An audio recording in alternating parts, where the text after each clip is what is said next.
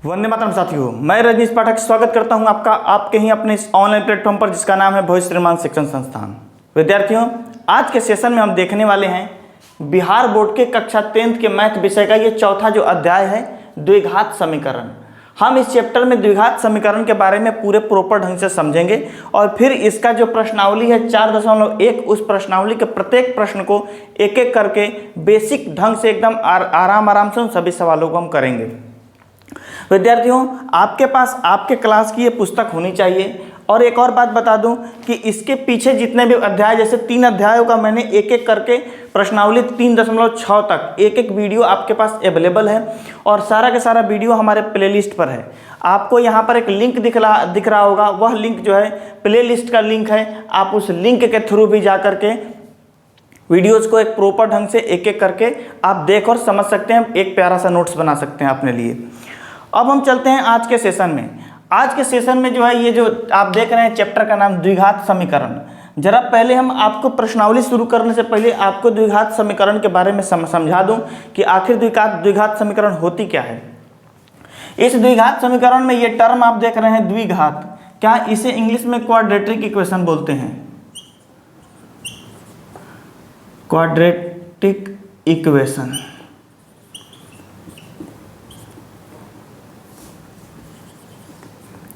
ठीक है, इसे इंग्लिश में क्वाड्रेटिक इक्वेशन बोलते हैं।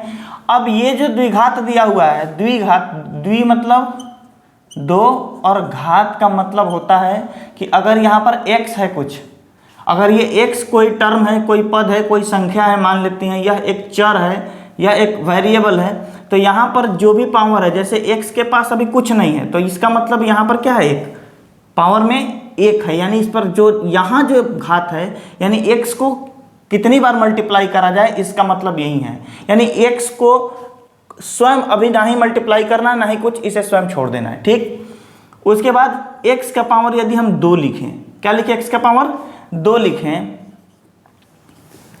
तो इसका मतलब है इस x को हमने x से ही एक बार और गुना कर देना है, यानी इसका मतलब x गुने x होता है।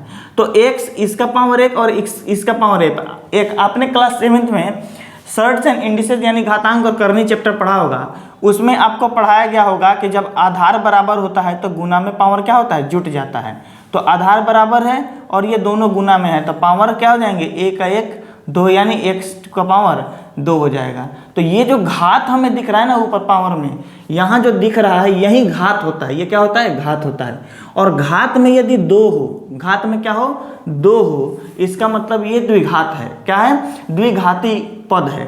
अब इस पद के अनुसार हम क्या कर सकते हैं, अगर हम लिख दें यहाँ x² + 1 बराबर 0, तो इसका मतलब है यह एक समीकरण हमारे पास हो गया और इसका सबसे बड़ा घात क्या है, यहाँ पर 2 है।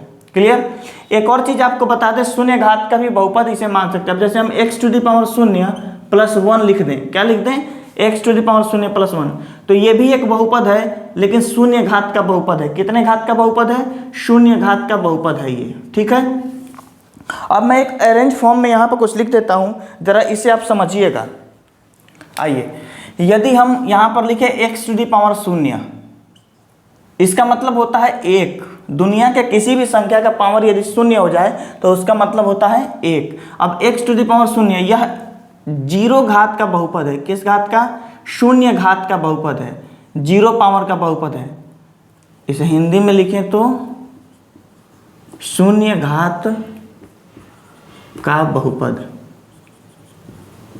बहुत सारे पद तो इसमें नहीं है लेकिन शून्य घात का एक पद है, शून्य घात का एक पद है। हम चाहें तो इसके साथ शून्य भी लगा सकते हैं, तो ये 2 पद हो गए तो बहुपद हो गया, है ना। यहाँ पर अगर x का पावर हम लिख दें क्या, 1, तो ये क्या होगा, 1 घात हुआ। ये एक घाती है, क्या है, एक घाती है, ठीक।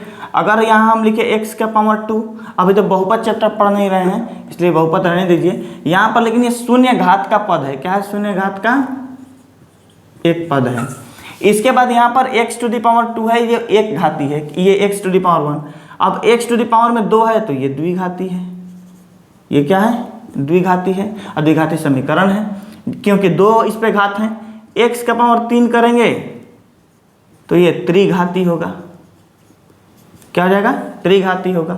अगर x के पावर 4 करेंगे तो ये चतुर्घाती होगा। ठीक है, इस तरीके से ऐसे ही आप पावर बढ़ा सकते हैं और घातों की संख्या बढ़ती जाएगी और समीकरण ये होते चले जाएंगे। ये होता है लीनियर इक्वेशन। क्या होता है? लीनियर इक्वेशन होते हैं। एक घाती जो भी समीकरण होते हैं उन्हें लीनियर इक्वेशन कहा जाता है। द्विघाती जो समीकरण होते हैं उन्हें क्वाड्रेटिक इक्वेशन कहा जाता है।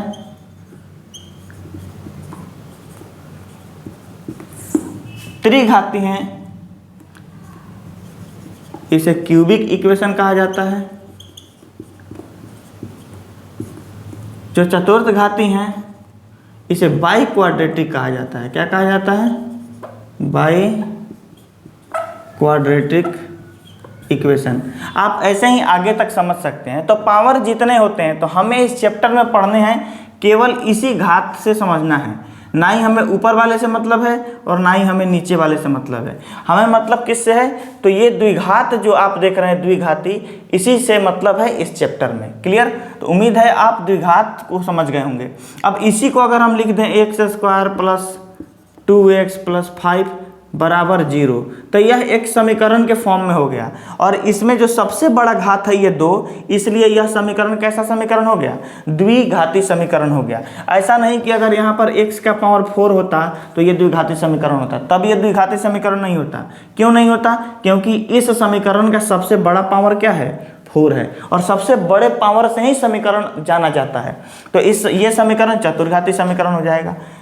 ठीक है, तो उम्मीद है आप द्विघात समीकरण को समझ गए होंगे। आप इसको लिख लीजिए, स्क्रीनशॉट ले लीजिए या फिर इसका नोट कर लीजिए। अब आइए समझते हैं द्विघात समीकरण का परिचय क्या है। क्या है द्विघात समीकरण का स्वरूप? तो अगर हम लिखते हैं यहाँ पर द्विघात समीकरण का व्यापक रूप, मतलब standard form of quadratic equation. English में क्या हो जाएगा? Standard form of quadratic equation. Clear? इधर से standard form of quadratic equation ये हो जाएगा इसका इंग्लिश। होता क्या है? ax² plus bx plus c बराबर 0। क्या होता है? ax² plus bx plus c बराबर 0। क्लियर? तो ये होता है। अब इसमें एक कंडीशन है कि जहां a, b और c, a, b तथा c, ये सब क्या है? a, b तथा c क्या है? वास्तविक संख्याएं हैं। वास्तविक संख्याएं हैं, और वास्तविक संख्या के होने के साथ साथ a कभी शून्य नहीं हो सकता। a कभी शून्य के बराबर नहीं हो सकता। तो a जब शून्य के बराबर नहीं हो सकता है, इसका मतलब है कि यही इस कंडीशन को यदि फॉलो करता है यह इक्वेशन, तो यह एक द्विघात समीकरण है। कौन सा समीकरण है? यह एक द्विघात समीकरण है। उम्मीद है आप द्विघात समीकरण का रूप परिचय आप समझ गए होंगे। अभी हम चलते हैं। अब इसमें क्या है कि कुछ महत्वपूर्ण हम देख लेते हैं, कुछ महत्वपूर्ण सूत्र हैं, कुछ महत्वपूर्ण फार्मूलाज हैं जो आपको इस चैप्टर को बनाने में मदद करने वाली हैं। तो आइए हम कुछ उस फार्मूला को लिख लेते हैं। वैसे आप पहले से जानते जरूर होंगे, लेकिन एक बार मेरा काम है कि आपको वो नोट कराना और एक बार फिर विजुअल करा देना। आप देख लीजिए, जरा नोट करिएगा उसे। a प्लस बी का whole square, a² plus b² plus 2ab, a minus B का whole square, a² plus b² minus 2ab, a plus B का whole cube, a³ plus b³ plus 3ab a plus B, फिर a minus B का whole cube बराबर a³ minus b³ minus 3ab into a minus B.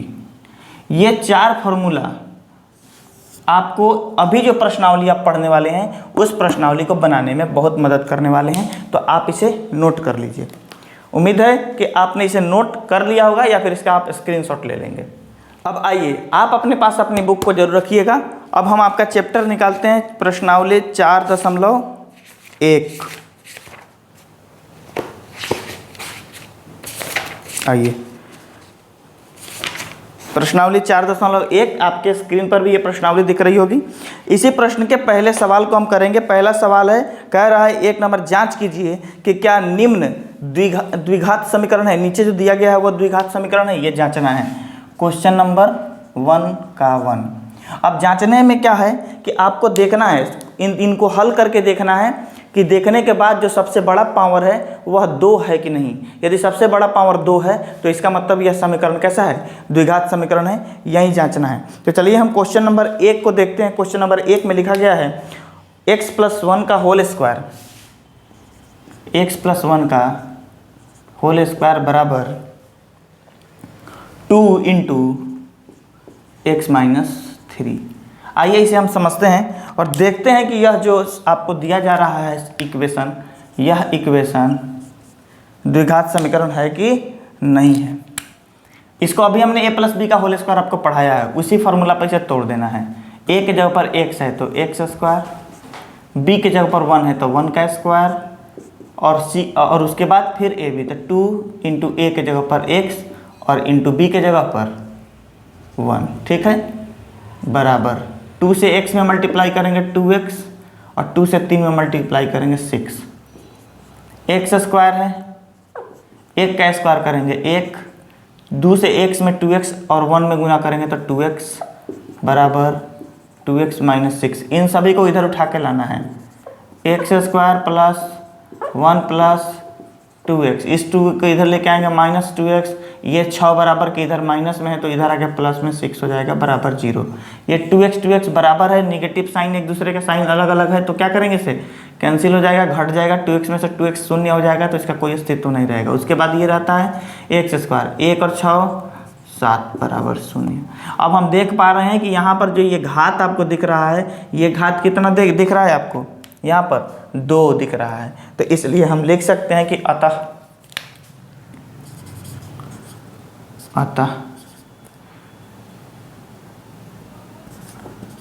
दिया गया समीकरण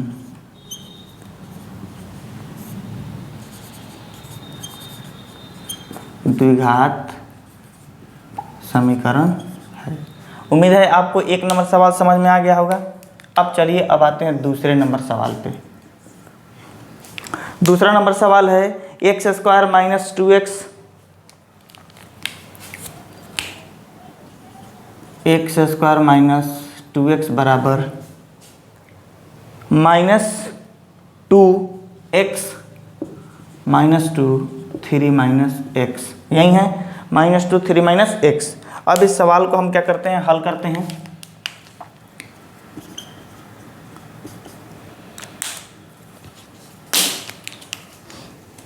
देखिएगा, अब ये जो जैसा है वैसा लिख देंगे यहाँ पर।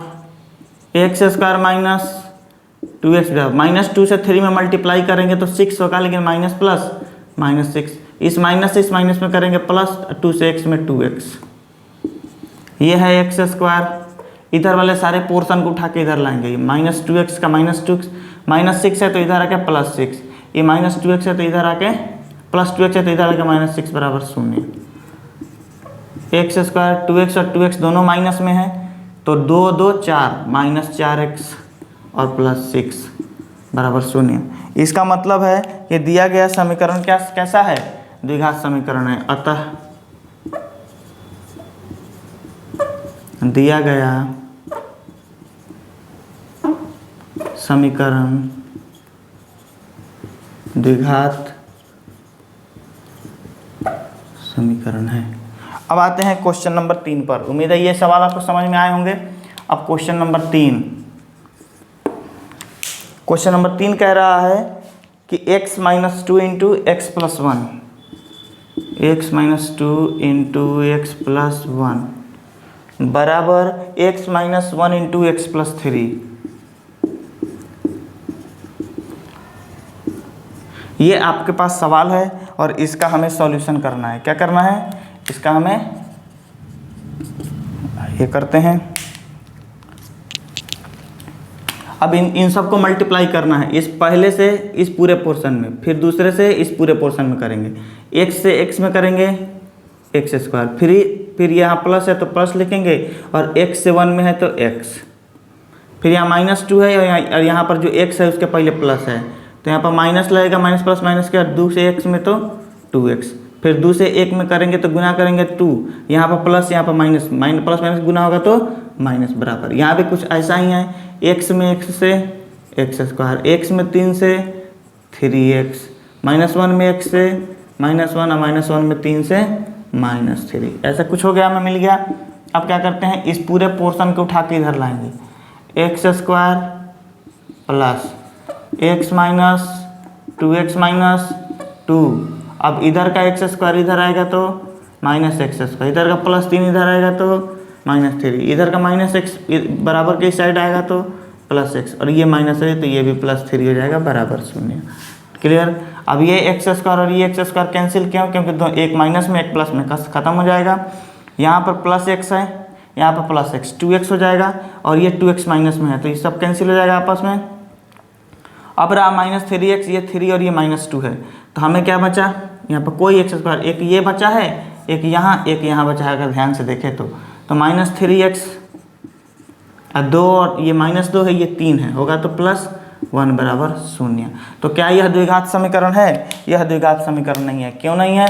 क्योंकि इसके सबसे बड़े पावर में क्या यहाँ पर 1 है, तो इसलिए यह द्विघात समीकरण नहीं है। तो लिखेंगे अतः दिया गया समीकरण द्विघात समीकरण नहीं है। क्लियर। आप इसका स्क्रीनशॉट ले लीजिए। अब आइए क्वेश्चन नंबर 4। क्वेश्चन नंबर 4 में कहता है कि x - 3 इंटू 2x + 1 बराबर x इंटू x + 5। यही सवाल है। आइए सवाल को हल करते हैं, सॉल्यूशन करते हैं इसका।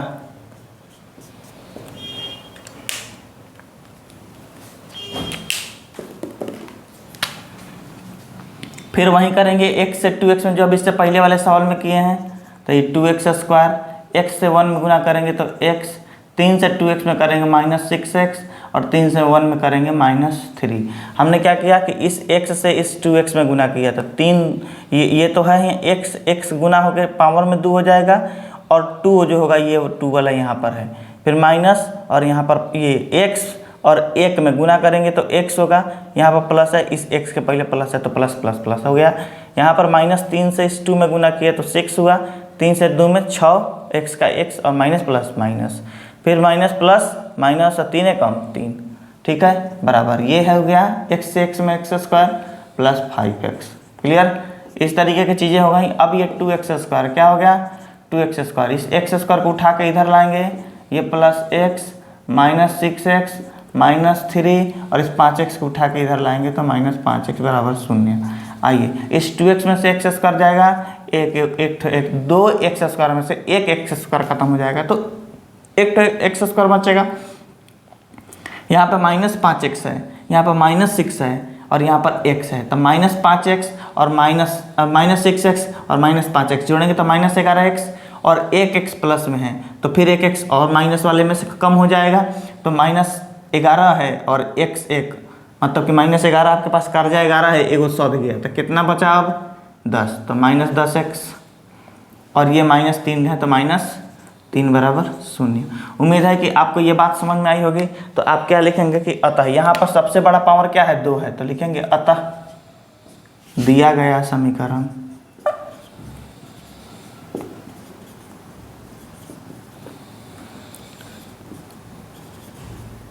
द्विघात समीकरण है। क्लियर। अब आइए क्वेश्चन नंबर, इसी में आपको क्वेश्चन नंबर 5, क्वेश्चन नंबर 5वां क्या कहता है। क्वेश्चन नंबर 5 में कह रहा है कि 2x - 1 into x - 3, 2x - 1 into x - 3 बराबर x + 5 इंटू x - 1, ये सवाल है, आइए इस सवाल का हल करते हैं हम लोग।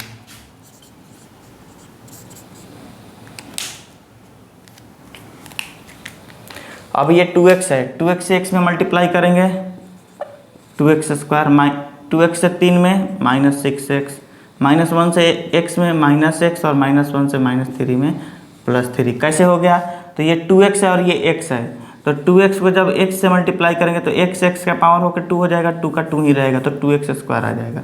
यहाँ पर माइनस है, यहाँ पर 2x प्लस में है, यहाँ पर -3 क्या है? माइनस में है, तो माइनस और इसके पहले प्लस होकर माइनस हो गया और 3 दूना 6x हो गया। क्लियर? यहाँ पर -1 से x में, ये माइनस में है प्लस में है, तो -x गुना होके, और ये -1 से -3 में, तो माइनस माइनस प्लस और 3 एकम 3 हो गया। आइए अब बराबर है तो बराबर इधर x से x में उसी तरह x स्क्वायर, x से -1 में -x, 5 से x में +5x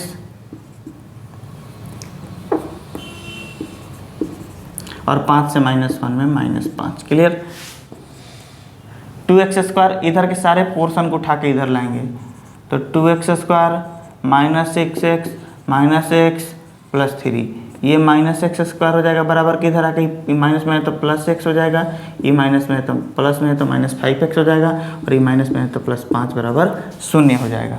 हम यहाँ पे क्या करेंगे? 2x स्क्वायर -6, ये -6 और -x मिलके -7x हो जाएगा, और -5x -12x, और 2 ये 2x स्क्वायर में से एक स्क्वायर, इसको घटाएंगे तो कितना हो जाएगा हमारे पास? x square. अब क्या बचा? -2x -x x, इस चूँकि इन सब का समान पावर है, और ध्यान में रहे समान पावर वाले ही एक दूसरे से घटते या बढ़ते हैं, एक दूसरे में जोड़े जाते हैं समान पावर वाले, और एक दूसरे में से घटाए भी जाते हैं समान पावर वाले। तो ये 2x स्क्वायर में से 6x नहीं घट सकता है कभी, जब घटेगा तो कोई ना कोई स्क्वायर वाला ही, तो x स्क्वायर घटा तो x स्क्वायर हो गया 6x और x -7x और -5x, कितना होगा? -12x, और -12x हुआ और 1x प्लस में है तो ये -11x। ठीक है, और यहाँ पर 3 है और यहाँ पर +5 है, तो +8 बराबर 0। अब ये क्या निकला हमें? द्विघात समीकरण।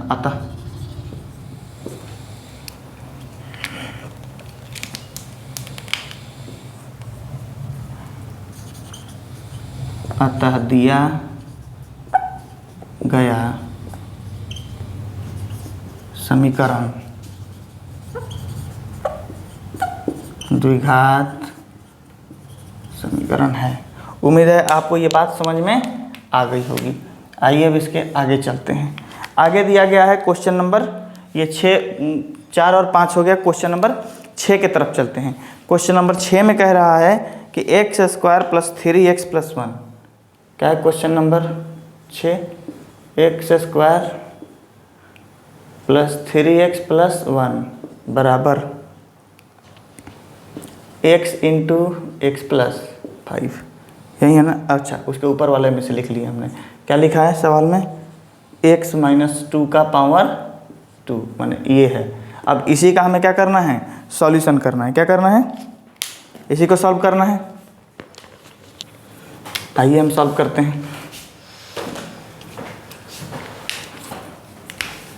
ये है सॉल्यूशन, ये जैसे है एज इट इज लिख देंगे, x square plus 3x plus 1। अब इसको पावर a माइनस बी का होल स्क्वायर आपको याद होगा, x square plus b square minus 2 into x into 2। ठीक है, अब इसको आगे लेके चलते हैं। ये है x square plus 3x plus 1, इधर भी एक्स स्क्वायर प्लस 2 का पावर 2, तो 2 दूनी 4, पावर 2 का मतलब है इसी संख्या से इसी संख्या में गुना करना, तो 4, इन 2 में ही 2 से गुना करेंगे तो 4, -2, 2 दूनी 4 और x का x। क्लियर? इसको उठा के इधर रखेंगे हम, x square plus 3x plus 1, ये एक्स स्क्वायर इधर प्लस में है तो इस तरफ माइनस में, ये 4 इधर प्लस में तो इधर माइनस में, ये माइनस में तो ये प्लस में, बराबर 0। ये एक्स स्क्वायर से एक्स स्क्वायर कैंसिल हो जाएगा, ये 3x और 4x 7x, ये प्लस में 1, ये -4 तो -3 बराबर 0। तो हमारे पास क्या प्राप्त हुआ? इसका सबसे बड़ा पावर 1 है, सबसे बड़ा पावर 1 है। तो अतः दिया गया समीकरण द्विघात समीकरण नहीं है। क्या है दिया गया समीकरण? द्विघात समीकरण। अब आइए देखते हैं क्वेश्चन नंबर 1 का 7वां नंबर। क्वेश्चन 1 का 7 नंबर कहता है, क्या कहता है कि x + 2 का होल क्यूब बराबर 2x into x into x square minus 1। क्या है? X square minus 1। ये सवाल है आपका, और इसी सवाल के हिसाब से हम क्या करते हैं, इसको सॉल्व करते हैं। आइए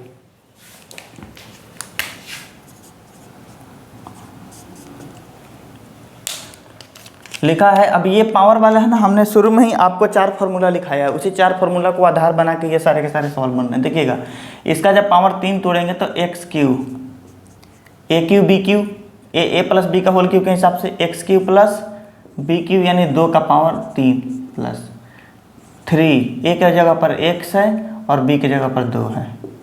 3ab इंटू ए प्लस बी यानी एक्स प्लस 2 जो है 100। इस 2x से x स्क्वायर में गुना करेंगे तो 2x क्यूब हो जाएगा, और 2x से -x में गुना -1 में गुना करेंगे तो -2x होगा। अब x क्यूब है तो x क्यूब, 2 का पावर 3 का मतलब है 2 गुने 2 गुने 2, ठीक है। तो ये हो जाएगा 8 प्लस का प्लस 3 दूना 6x इंटू एक्स प्लस 2 बराबर 2x के power 3 minus x to the power 3 plus 6x में गुना करेंगे 6x स्क्वायर, 6x से 2 में करेंगे 12x, ये 8 का 8। इधर का सारा पोर्शन उठा के लेंगे, इधर -2x क्यूब और ये प्लस में x बराबर 0 हो जाएगा, ठीक है।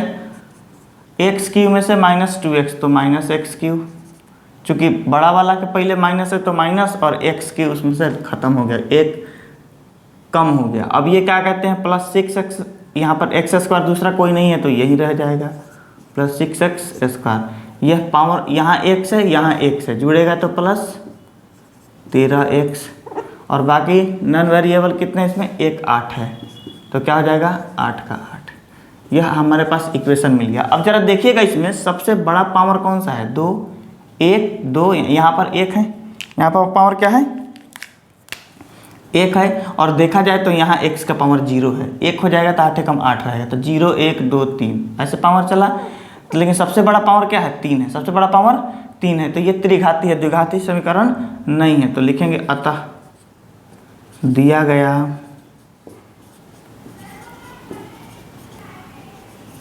गया समीकरण द्विघात समीकरण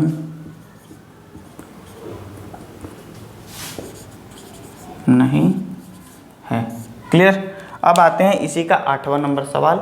8वां नंबर सवाल को बनाते हैं, देखिएगा 6 7 8 नंबर। 8 नंबर सवाल में कह रहा है कि एक्स क्यू, क्या कह रहा है, x Q minus 4x square minus x Q minus 4x square minus x plus 1 बराबर x माइनस 2 का होल क्यूब। ये बात कहा जा रहा है x माइनस 2 का होल क्यूब।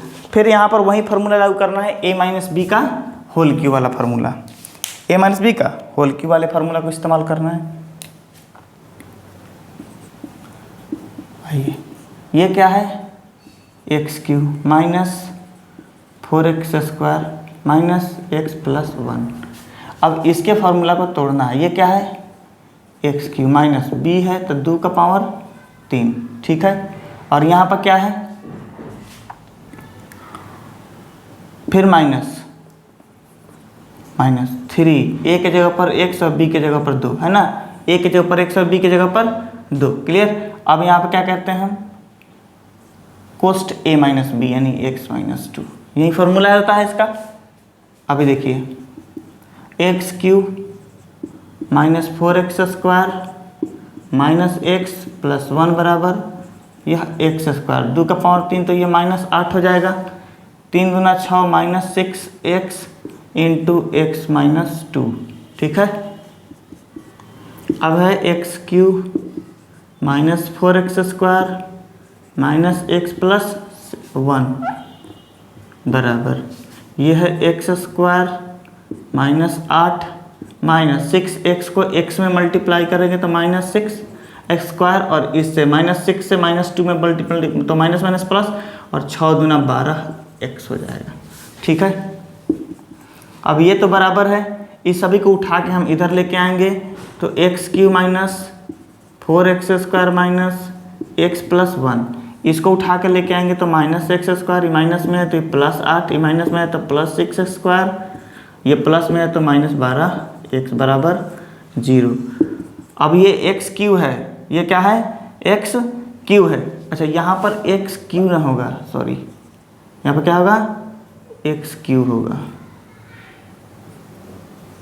यहाँ पर क्या होगा एक्स क्यू होगा।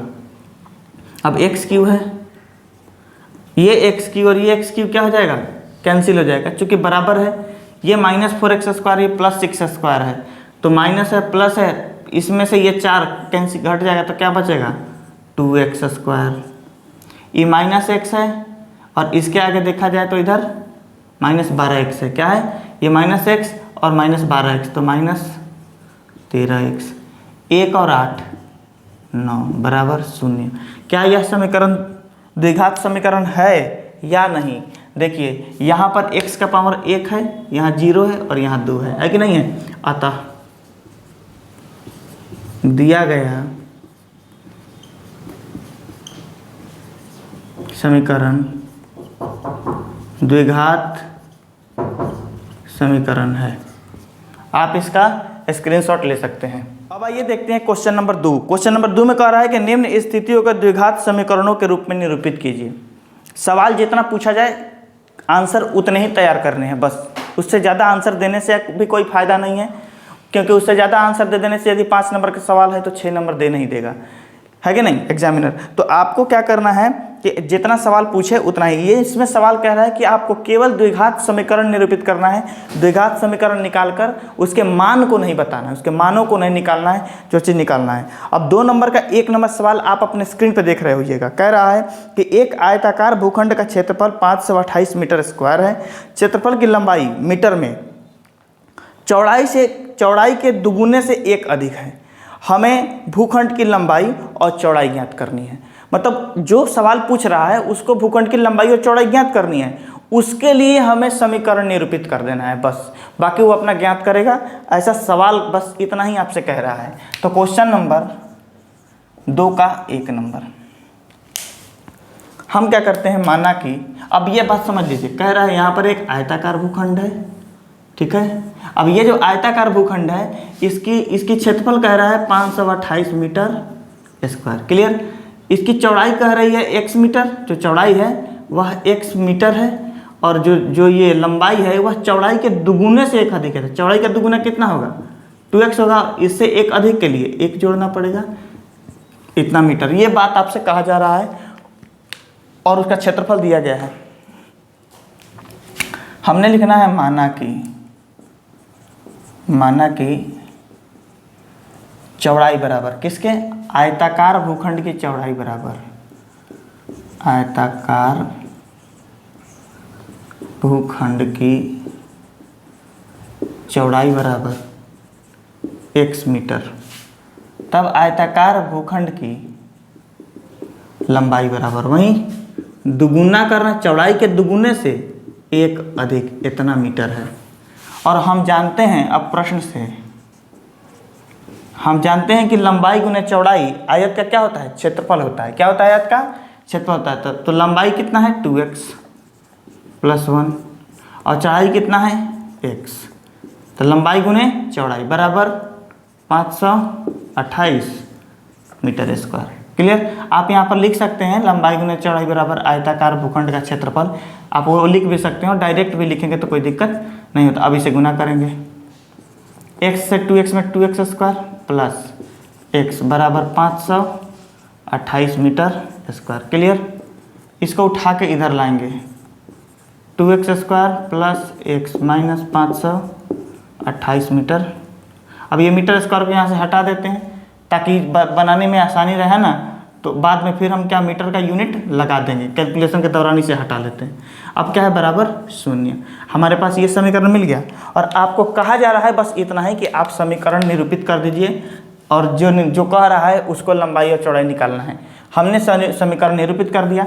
अब इस समीकरण का हल करना हमारा काम इस चैप्टर में नहीं है। इस समीकरण का हल करना है लेकिन आगे वाले चैप्टर्स में उसके हल को बताया गया है। अब आइए क्वेश्चन नंबर दूसरा।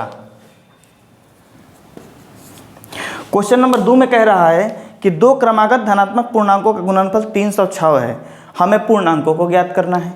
दो क्रमागत पूर्णांक हैं, पूर्ण अंक है, पूर्णांक तो आप समझते होंगे टीचर, पूर्ण अंक है लेकिन क्रमागत है, यानी एक के बाद एक है। जैसे एक 3 है तो दूसरा 4 है, ऐसे क्रमागत है। तो हम लिख लेते हैं माना कि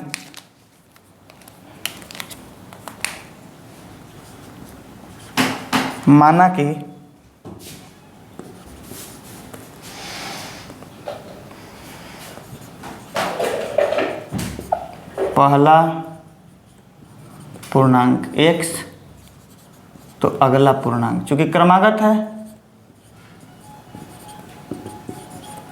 x + 1 क्या हो जाएगा, अगला पूर्णांक x + 1। तो आपसे सवाल में कहा जा रहा है, इस सवाल में कहा जा रहा है प्रश्न से कि इन दोनों का गुणनफल यानी क्रमागत दोनों पूर्णांकों का गुणनफल 306 है। तो x पहला और दूसरा x + 1, तो x × x + 1 बराबर 306। क्लियर। अब ये x से x में मल्टीप्लाई करेंगे x², फिर x से 1 में मल्टीप्लाई करेंगे x बराबर 306। अब इसे उठा के इधर लाएंगे, x² + x - 306 बराबर 0। अब हमारे पास फिर एक क्या मिल गया, द्विघात समीकरण मिल गया, जो कि आपको पूछा जा रहा है। यहाँ पर x क्या है, पहला पूर्णांक है, और x प्लस माने x जो आपको मिलेगा उसमें 1 जोड़ देंगे, हमें क्या मिलेगा, दूसरा पूर्णांक। लेकिन हमें तो वो निकालना नहीं है, जिन्हें निकालना है वो कह रहे हैं कि हमें क्या करना है, तो आप हमें समीकरण निरूपित करके दीजिए, हम अपना निकाल लेंगे, उससे कोई आपको मतलब नहीं है, आप बस समीकरण निकाल दीजिए। अब आप इसका आप स्क्रीनशॉट ले लीजिए, हम तीसरा और चौथा नंबर सवाल को बनाते हैं। ये कह रहा है क्वेश्चन नंबर 3 कि रोहन की माँ उससे 26 वर्ष बड़ी है, उनकी आयु वर्षों में, उनकी आयु का गुणनफल अब से 3 वर्ष पश्चात 360 हो जाएगी। हमें रोहन की वर्तमान आयु ज्ञात करनी है। किसकी वर्तमान आयु ज्ञात करनी है, रोहन की वर्तमान आयु ज्ञात करनी है, ऐसा सवाल पूछने वाले ने कहा है। क्वेश्चन नंबर 3, उन्हें ज्ञात करनी है, समीकरण हमें देना है। तो हम लिखते हैं माना कि रोहन की वर्तमान आयु x वर्ष है। कितने वर्ष है, x वर्ष है। और रोहन की माँ जो है, रोहन की माँ की वर्तमान आयु वो इससे 28 वर्ष बड़ी हैं वर्तमान के समय में। कितने वर्ष बड़ी हैं, 28 वर्ष बड़ी हैं। अब प्रश्न में कह रहा है कि अभी से 3 वर्ष बाद, कितने वर्ष बाद, 3 वर्ष बाद इनके आयु का गुणनफल, इनकी आयु का गुणनफल। तो अगर 3 वर्ष बाद की स्थिति देखी जाए तो इसका अभी x वर्ष है, तो 3 वर्ष बाद x में 3 जोड़ेंगे, मतलब कि अभी यदि किसी का उम्र 5 वर्ष हो तो 3 वर्ष बाद 5 में 3 जोड़ेंगे, 8 वर्ष का उम्र होगा। तो ये जो वर्तमान है इसी में, तो और इन दोनों का गुणनफल 360 आ रहा है। तो x + 3 ये रोहन की हो गई, और x + 28 + 3 यानी x + 31 ये किसकी हो गई, उसकी माँ की हो गई। अब इनको गुना करने पर हमें कितना, 360 प्राप्त होगा। कितना प्राप्त होगा, 360। अब x से x में गुना करेंगे x², x से 31 में गुना करेंगे 31x, 3 से x में गुना करेंगे 3x, 3 से 31 में गुना करेंगे 93। कितना हो जाएगा, 93, और ये है 360।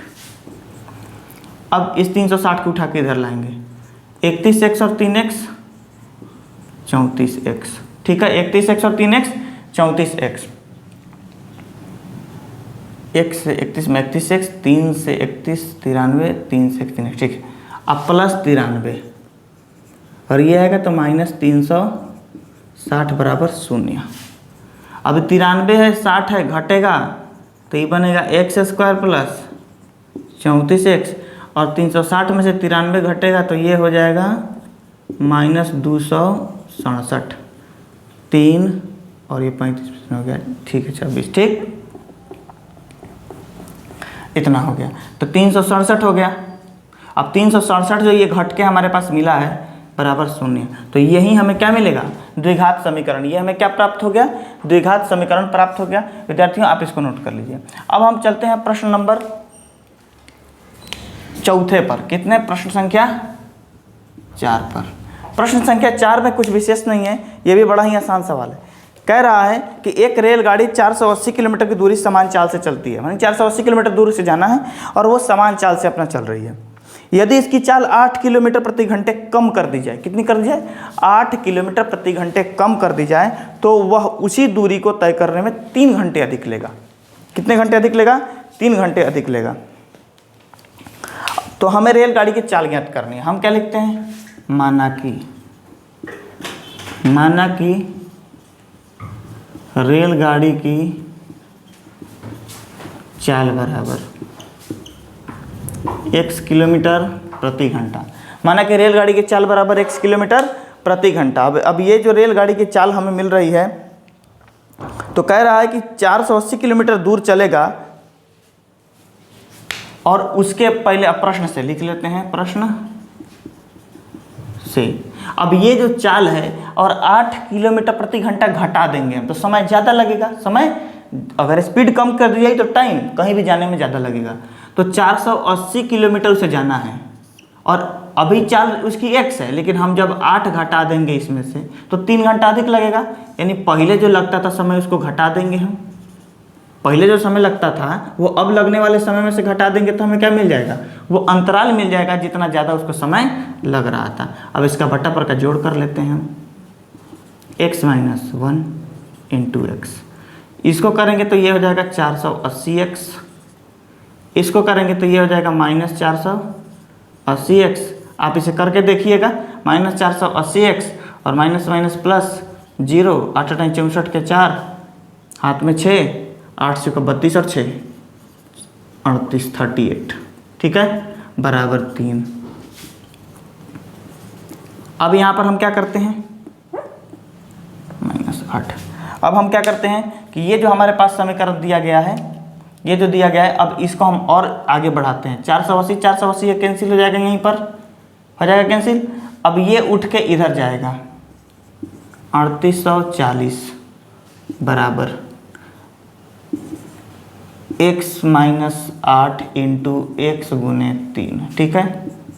3 इधर गुना में है तो इधर आके भाग में, यानी 3 से ये कैंसिल हो जाएगा। 3 कम 3, 3 दूना 6, 3 8 24, 1280 मतलब है। अब 1280 होगा, इसका मतलब हम अगला लाइन लिखेंगे, इसको इधर और इस पोर्शन को इधर कर देते हैं। x × x - 8 बराबर 1280। कितना हो गया, 1280। अब इसको जरा यहाँ पर कर देते हैं। अब इतना के ये पूरा मिटाना पड़ेगा, जरा देखिएगा। इस x से x में मल्टीप्लाई करेंगे तो x से x में मल्टीप्लाई करेंगे तो क्या हो जाएगा, x² - 8x बराबर 1280। इसे उठा के इधर कर देंगे, x² - 8x - 1280 बराबर 0। आंसर क्या हो जाएगा, आंसर हो जाएगा। यानी यहाँ से शुरू और यहाँ तक हमें यही समीकरण निरूपित कर रहे थे कि समीकरण लाएं। आपसे कहा भी गया है कि उन्हें जो ज्ञात करनी है वो करेंगे, और हमें क्या निरूपण करना था, ये समीकरण निरूपण करने थे इस समस्याओं को देखते हुए, ठीक है। उम्मीद है कि प्रत्येक प्रश्न को एक एक करके सभी प्रश्नों को मैंने किया है आपके सामने। हर एक प्रश्न आप समझे होंगे, उसका कैलकुलेशन ध्यान से देखना है आपको बस, और उसे समझना है। और खुद जब एक बार ये देख लें, अपने कॉपी में बना लें, तो दोबारा उस कॉपी से किसी दूसरे कॉपी में आप बना लें। एक पैड खरीद लें जिस पर बनाएं और मिटाएं। जो स्लेट का काम करेगा, पुराने ज़माने में स्लेट जैसे होता था। विद्यार्थियों, उम्मीद करते हैं कि यह सेशन आपको बिल्कुल समझ में आया होगा, अच्छा भी लगा होगा।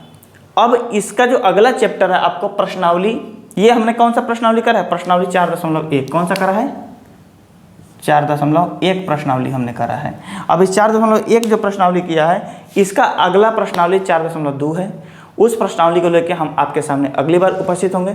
तब तक आप अपनी प्रॉपर पढ़ाई बनाए रखिए, आसपास सफाई रखिए, बड़े बुजुर्गों का आदर करिए। वंदे मातरम।